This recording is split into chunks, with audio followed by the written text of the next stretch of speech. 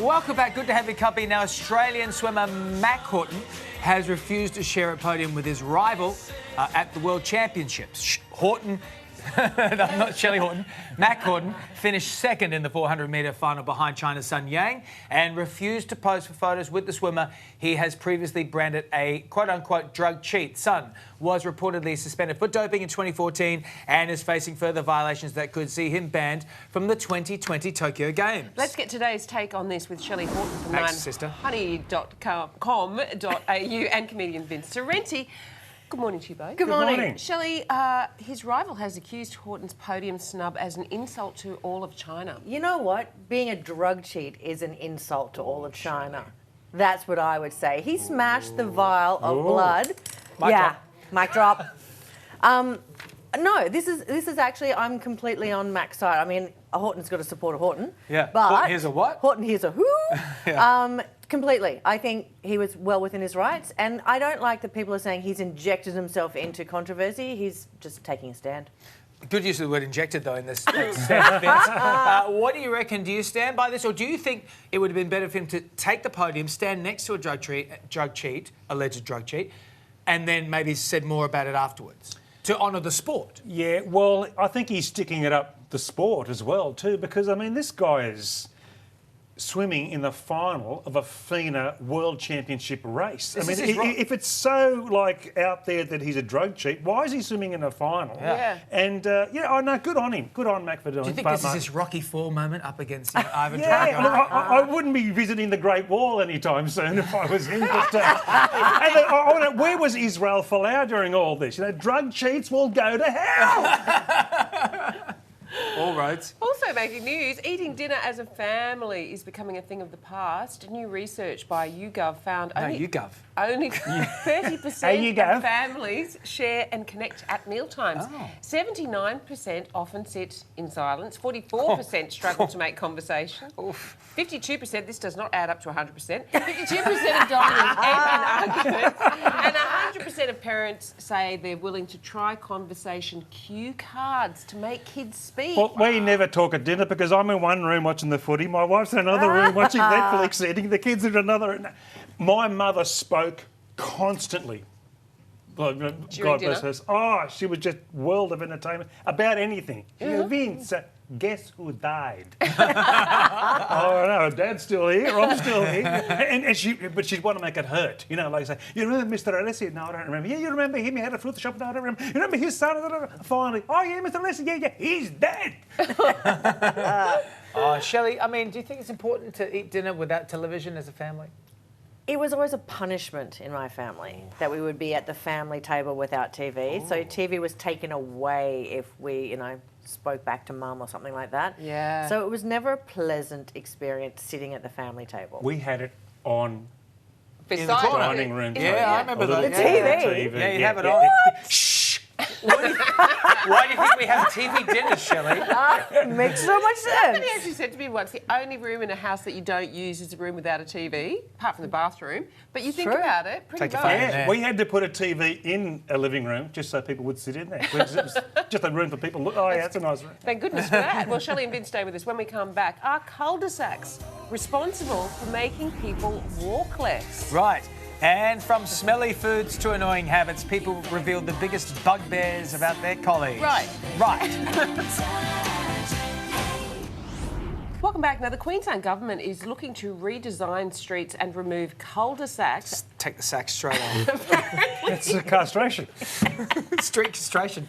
Well, apparently the dead-end areas make people less active. So instead they want to widen footpaths and plant more trees to make streets shadier, more pedestrian-friendly and have easy cycle access. All right, Shelley Horton and Vince Sorrenti are still here to discuss this. Shelley, what do you reckon of the old cul-de-sac? Do you reckon the sacks make people lazy? I do not. I do not think that. I think that people can walk around a cul-de-sac. How about that? I don't understand. Yeah. You go up one side of the street, next side of the street. Done. I just don't understand this topic at all. I don't understand how the government's us going to to try read the and intro change again? it. I dreamt of living in a cul-de-sack. Oh, it's because it I was lived seen in as a la-di-da. cul-de-sack. It was Ooh, the very, end of a very cul-de-sack is Fantastic. Bitumen was la-di-da where I grew up. Oh, bitumen, please. Curbing. I'm a cul-de-sack kid. I grew up in a cul-de-sack. And cul-de-sack. At the sack? The cult of the cul-de-sack.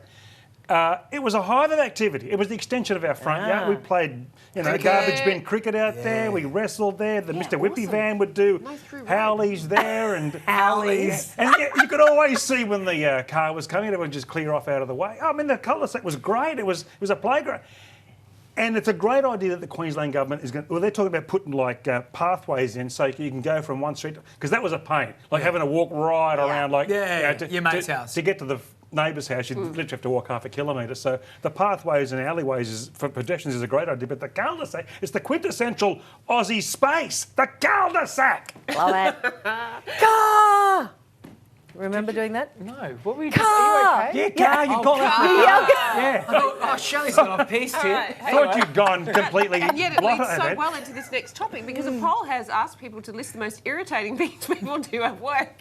They include eating smelly foods like fish, curries and boiled eggs. Oh. Bleh. Followed by people who smacked their lips and made loud noises while eating. Have you got a pet peeve, Vince? Smell-wise, yeah, curries. Look, I love curries. Oh, I love a I curry. love making a curry. I love the eating smell a of a curry, curry. but you can always tell where a curry has been. Note, taxi cabs. I know what you had for breakfast. Seriously. Right. There are even real estate agents now that discourage people from cooking curries. Because the curry smell just never goes away. Well, that's it's like true. it just sticks on It's to like they every say you should surface. And bake it's like, a cake. Bake a banana bread. Yes, Bread. exactly. What do you think? Do you think so? I tell you what food should be banned in public, especially when I'm trying to be nice, is hot chips. Someone has hot chips in the office. I'm like, now I've got to have hot chips. Yeah. But that's not a bad smell. No, that's a good Yeah, smell. but it's No, bad but for my waistline. I walked into our office this morning and I thought a toilet had broken. And it was our It was EP, EP. who had boiled eggs. Brie. Easy breezy. Abigail. Any smells, yeah, they any do. smells that make you Tin tuna. just hot? Tin Just do that? tuna. You should not be having Don't tin that tuna happen? at your desk. No. What if it's got like a tomato-based oil in it or a Meow. Yeah. like a cat? Yeah. Meow. See, I love sardines, but I'd never No. eat them. I'd never eat them in the office. I don't mind all those smells. It just makes me hungry, Vince. Really? Yeah, this inspires me to eat what you're eating. yeah, but a curry smell is just like a bean Jesus, there Vince. smell. It's like, I can't even get it out of He's my like- head now. Do you eat Just- curry? Look at I his love face. curry. Yeah, Okay. There's nothing worse than a curry. Nothing. Let us know what you think about those topics on Facebook or Twitter. Do you have a pet peeve, food-wise? Well, I've got a pet peeve in the office, but it's to do with people taking their shoes off. Richard Oh, Wilkins. Richard. Dickie, she's still going. Richard. Never forget. Never forget. Hashtag never What forget. about on the plane? People barefoot on the plane. Oh, no. That's disgusting.